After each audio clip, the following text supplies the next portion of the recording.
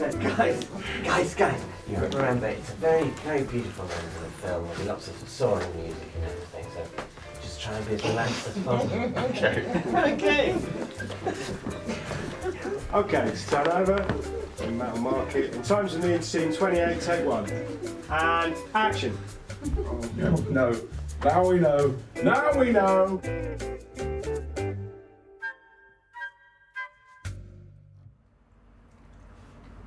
This is the behind-the-scenes documentary for That Mitchell and Webb Look for the DVD.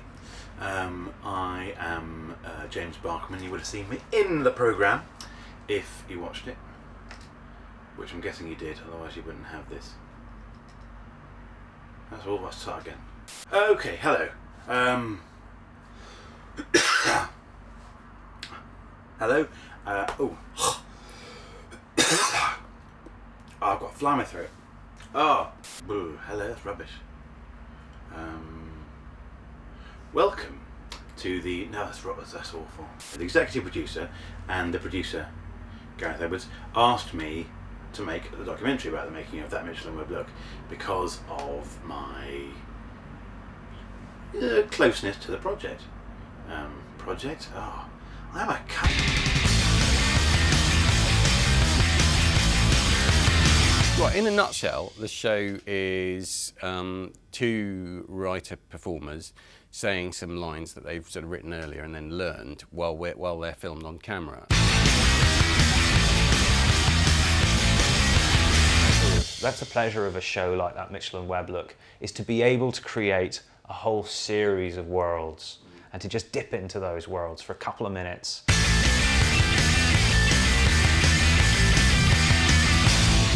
Gareth's been great because we worked with him on. Well, he was actually the first person who, when we were doing an Edinburgh show, when he was working at LWT, put a card in our pigeonhole, and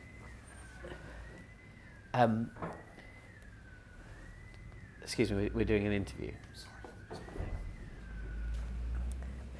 And then we went to meet him, and I was so nervous I put sparkling mineral water on the meal that I had because I thought it was white vinegar, and it sort of fizzed. But Gareth was good enough to ignore it, and David just basically went, So we didn't work with him for years, just because he thought, who's this fucking moron? So we did a show called Comedy Nation on BBC Two, where it was incredibly cheap, and you sort of had to bring your own props. And we did a couple of quite derivative advertising executive sketches that were a bit like those Fry and Laurie sketches where they walk around the room swilling whiskey in a way that was, sort of helped them be good, but good in a copied way.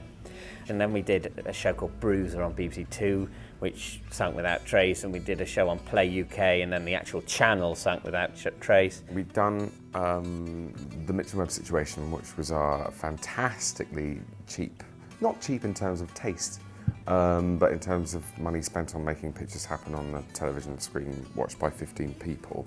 Anyway, we'd just done that and nobody had watched it, but we had this tape with 6.5 hours of relatively okay comedy. I mean, people who want to buy the DVD are welcome to. But it's better than relatively okay. There's a lot of stuff that's great. Anyway, we'd done that, and probably only 8 or 10 years after that, we finally got them on the television. Well, we'd always wanted to be on TV because that's where I got into comedy, really, watching TV, growing up watching Blackadder and Monty Python and that kind of thing. I'd like to say I grew up listening to Radio 4 and The Goon Show and that kind of thing, and I did have a few tapes of The Goon Show, but basically it was TV, so I've always wanted to be on TV. That, in my own head, is where successful comedians are. I think we thought to start with we would need to have some kind of angle, some kind of twist, some kind of format, because we'd learned over the years that channel commissioners need that to make them feel happy about commissioning a comedy programme, and it just won't do to say, we're funny, please let us be funny. But the good thing about Gareth was that he just said, let's just do a sketch show, just a proper normal sketch show, and that was a relief. the overarching theme to that Mitchell and Webb look was that every sketch contains at least one of Mitchell or Webb, which, you know, that felt like a good enough theme. It worked for the two Ronnies.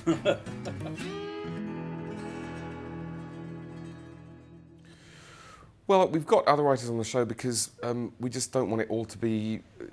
We don't want it all to be us, because although we take some pride, or we try to write as big a range of material as we can for there to be lots of different tones and feels and stuff, and kind of wordy stuff and more clumsy stuff, and not clumsy, I mean folly overy, slapsticky stuff, stupid stuff. We think we're sort of missing a trick if you don't invite in other voices and other kind of. Also, we just know loads of really talented people, and it seems daft not to get them to write for your show when they're happy to. I've got this week's things that are funny, if everyone wants to take down. There's sketches about Dell computers. Could we have some sketches about Dell computers? Yes, that's true. Shoes. Shoes are good. Shoes are funny. Yeah, Shoes are funny this week. Is that going to last for the whole series, though? Just this week. All right. Basically, I think the way we approached doing the TV show was to write a load of new stuff just for TV, put it into a pot with all the radio stuff that we still liked, and then see what came up to the top. This is a world in which the pot is contains sketches and funnier things float. But you could equally do it where funnier things go to the bottom, and then we sort of drain out the denser, funny silt, leaving the unfunny, liquidy surface. But I don't mind which metaphor we go for. But anyway, we put them all together and then just chose the funniest stuff. I've got a vague thought that's not at all charactery. Okay. But just it's Maybe it'll turn into a character idea. the idea of sort of headline writers who write, who essentially come up with their punning headline before they, without any relation to news. So it's there ready in case a certain news thing happens. So something like stand and deliver would be if there's ever a time when postmen in a certain area start using those machines with wheels that you stand up in and move around. That would be David Mitchell and Robert Webb.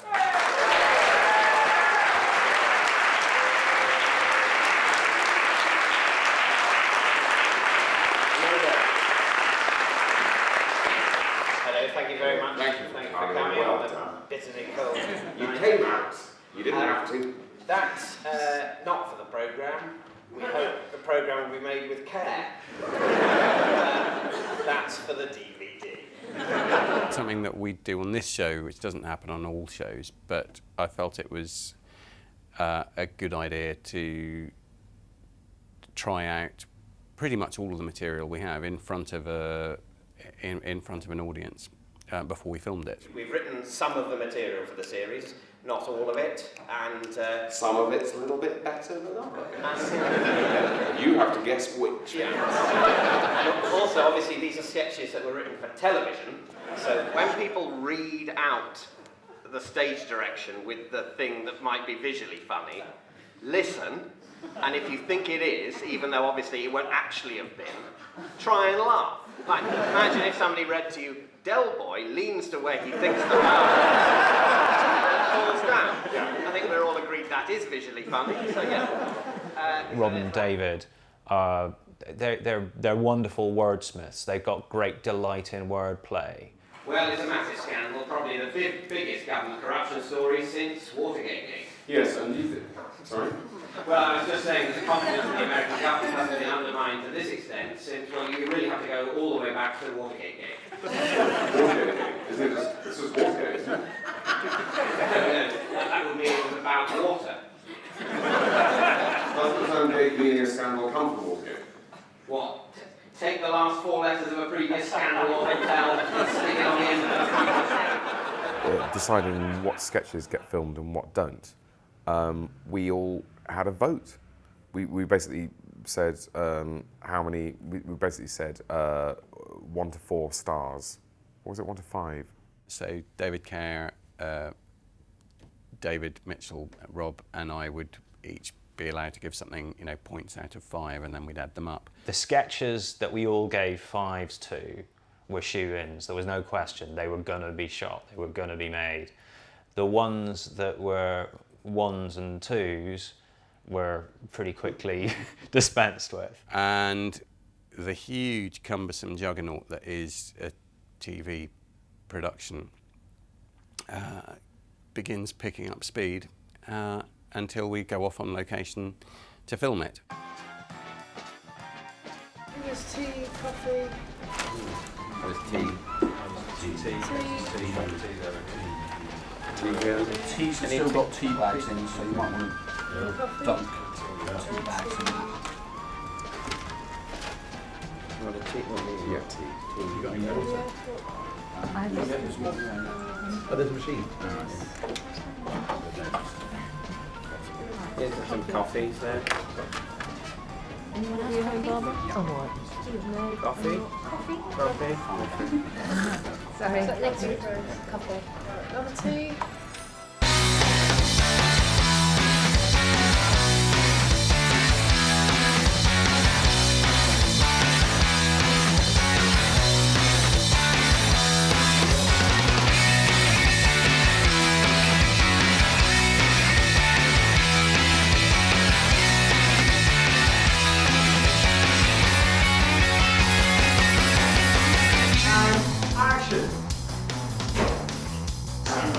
I'm going to use the electric shock to support the mental if you're very ill, but can make your soul learn if you're fine. Clear. Oh no. He was fine. Now he's poorly from too much electric. And cut! Lovely, very nice. Best one yet.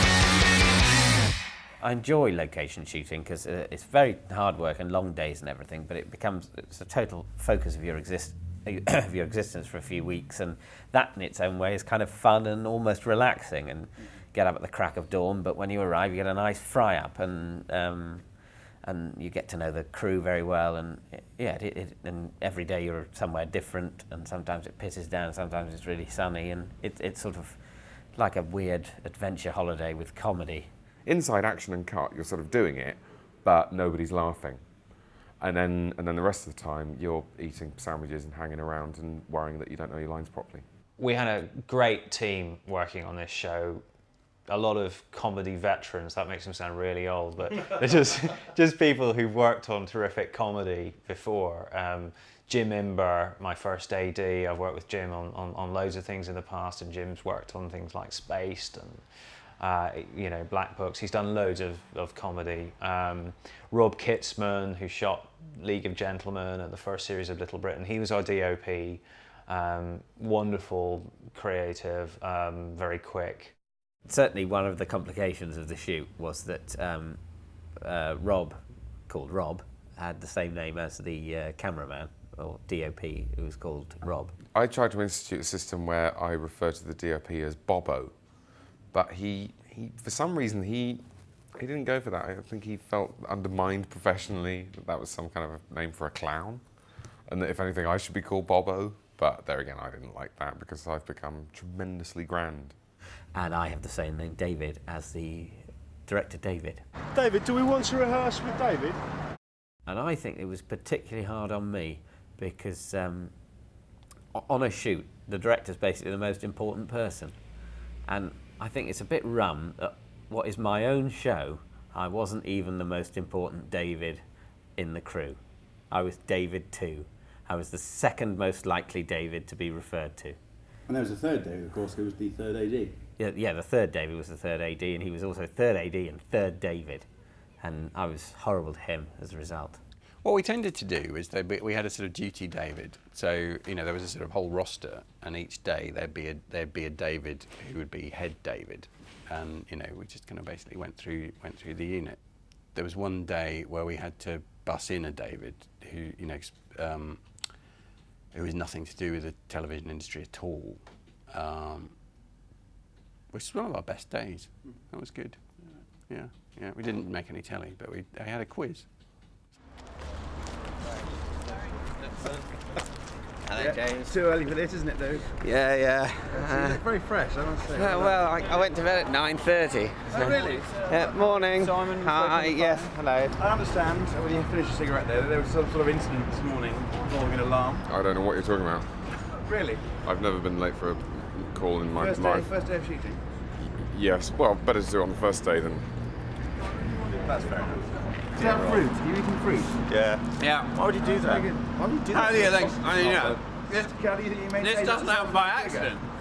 Well, I mean, the other members of the cast are just these people we know who never really fulfilled their potential, or were starting to look like they were never going to fulfill their potential. I mean, you know, you, James, and Mark, and oh God, Olivia. You know, I mean, oh yeah, so Green Wing and kind of The Office, and you know, all these bits and bobs. But it's not what she really wanted to do. What she really wanted to do was to say the least funny line in every sketch that she appears in.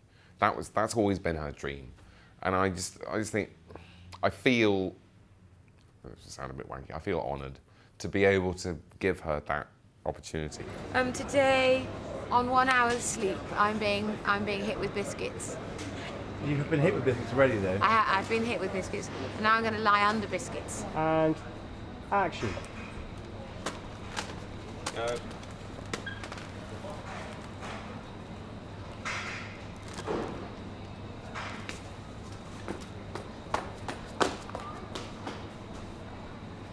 And cut. Embo. I probably kicked the hand a bit early, didn't I? Marco? Going again. Go again.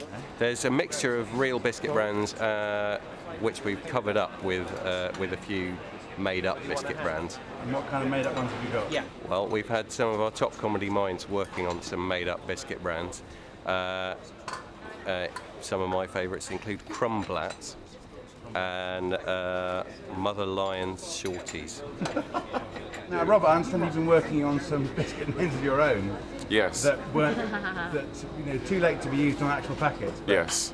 But Well, they don't actually exist, these biscuit names. Spaff Pats we couldn't use because they exist.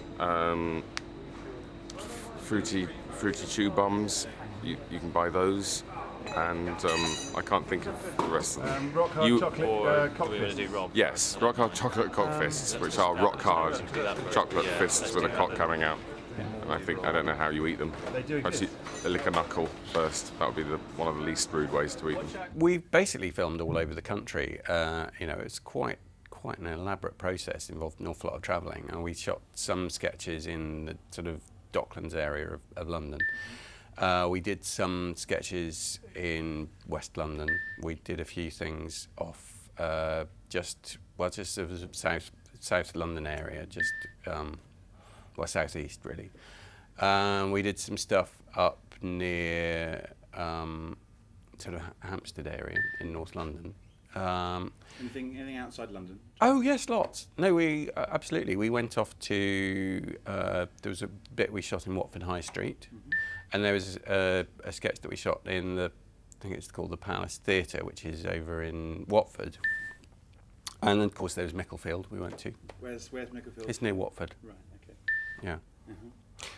And then we also went to Eastbourne for the afternoon. So it's, really everywhere.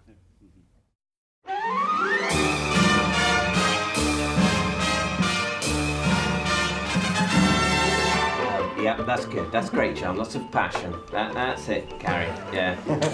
Try and mind that shadow. Roll around a bit, maybe. Yeah. Oh, bingo!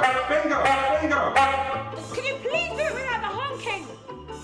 You know perfectly well, without the honking, nothing happens.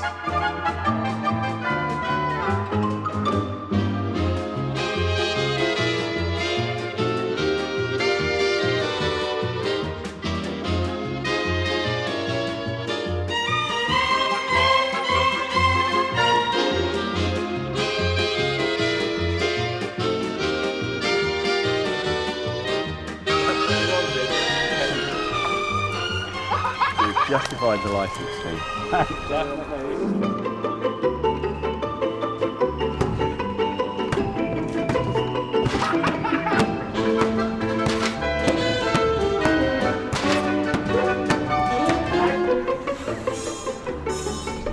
James, you look very funny. Have you got yourself on there?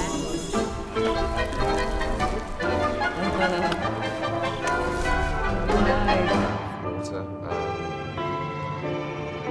It's deliberate water. I mean, there's no reason why you'd have to have water. There's no reason why anyone would. In fact, you don't even have to.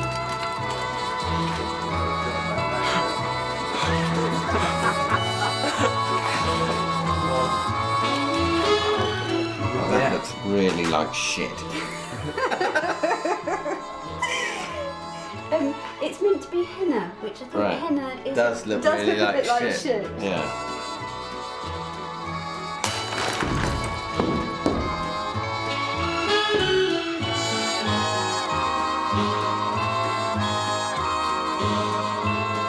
It's a very disturbing experience when you take chunks off and a bunch of bins fall.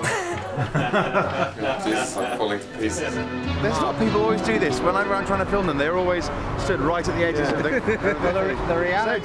The reality of life, James, is people do stand quite far apart. No, this is weird. This is why this looks and feels fake.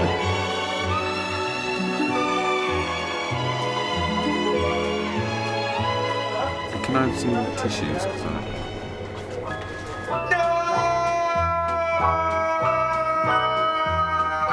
Cut. Lovely. Yeah, that's nice. That's good. That's got it. Excellent. Yeah.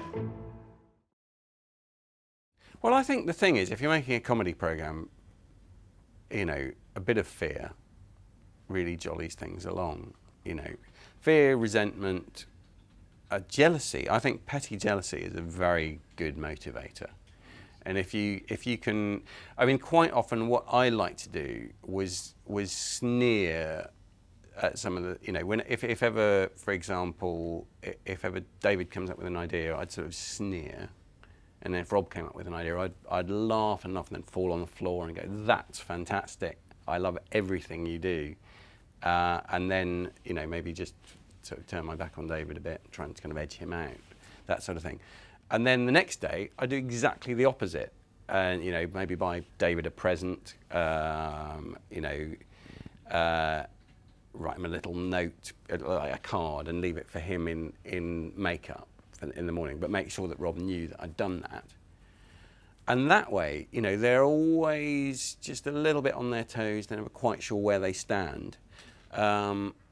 Sometimes I just absolutely blow a fuse with one of them about something completely arbitrary, and then burst into tears, and then, you know, give them a hug, and I think, you know, by sort of little subtle things like that, you can really bond with people.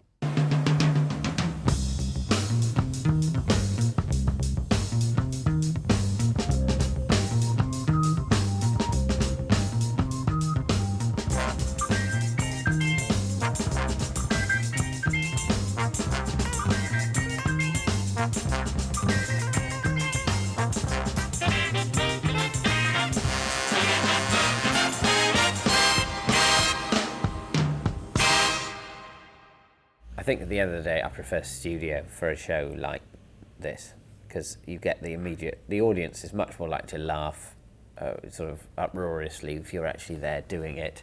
You can time the performances off the laughs, and it's got that, you know, nice sort of live, everyone at home feels given permission to laugh kind of feel.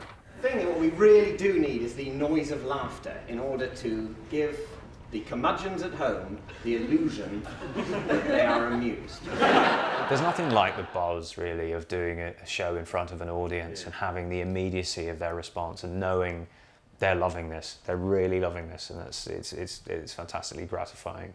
We all like that. Performing in front of a live audience is just you know, it's where we all kind of started, and it just feels more normal. When the audience They're basically here, are they? exactly, yeah. This stuff gets struck. Yeah. This stuff all gets struck, and seating goes in there, and those are the sets that we use in the evening. So you can see here we've got snooker commentators. Once again, you'll be quite close to the audience, facing them. Not That Doctor and Not That Publisher are basically the same set but just redressed. Fairly simple, kind of across the table sort of scenario. We've got a Juji New Friends Of set. It's reusing the same flattage that we had in the pilot, so the kind of architecture of it is similar. That's Jerusalem or Nazareth or wherever this is all happening in Jerusalem, I guess. That's 15! 17! That's number bounce! Fuck it. By day, a trampolining number-grabbing man. By night, a national theatre star. I can do everything. Spotlight photos. Doing Peep Show, we find Patterson Joseph, who's just a intimidatingly phenomenal talent. He's just great. I hate him. And so, you know, when you get to do the sketch show, you go, oh, let's have an excuse to try and get Patterson in there. Even though all we've given him is like one of the contestants in Number Wang. That's why I have to shave every day. Because your hair grows so fast. 3 days growth. It's actually a medical condition. I don't think you should laugh at me. Oh, sorry. If I don't shave every day. That's astonishing. 3 days growth. This happens. Yes.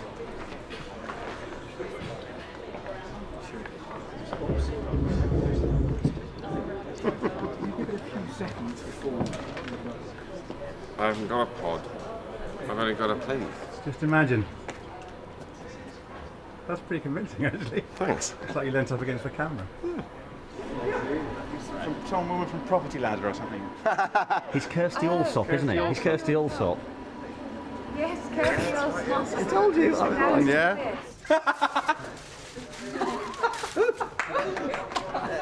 I'm wondering if Sarah is really telling him the whole story about the divorce. Okay, Anthony, I'm just going to stop you there. I mean, yeah, but we're already at the end of chapter 2, and I can't for the life of me tell you what's going on.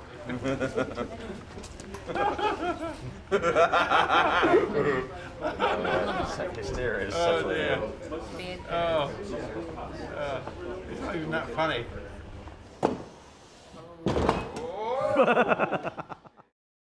You basically worry about the temperature of the audience in a studio before you go on. Who are they? How are they? And if the warm-up's doing well, that's great. And if the sketches are going down really well, that's great. But you've also got, you don't have any connection with the warm-up, but you are watching things that you recorded weeks ago for the first time at the same time as the audience. And that's a very peculiar thing to watch just before you go on and do a sketch. So it's weird. But usually they were laughing, so that was all right. But I am sort of aware that while with a radio recording, you're kind of giving people a free show, which is a lovely thing to do. With a TV recording, you're not giving people a free show. You're asking them to freely give of their time and to laugh repeatedly with the same hyena-like intensity at a sketch they've now seen and could actually perform for themselves. He is a sexy young friend of mine. Indeed. He is my sexy young friend.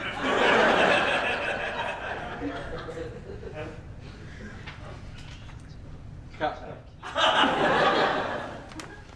Woo, that was the first one, we did it! I think David's happier talking to the audience than I am. I think David's happier improvising at the end of sketches than I am. And I think that's just his natural, cuntiness. No, that's just his natural. He's just a very eloquent, confident, witty man. David Mitchell and Mr. Robert Webb.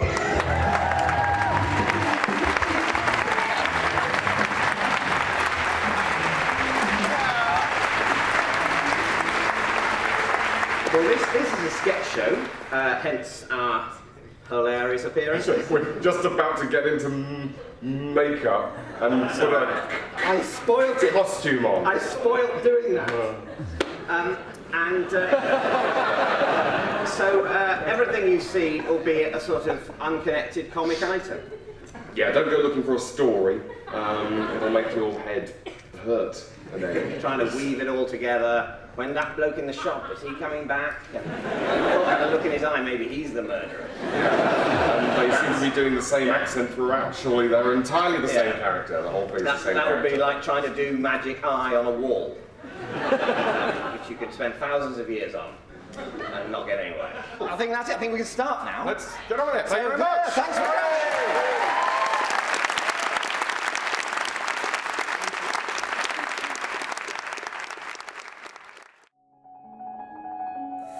Well, I think we hope.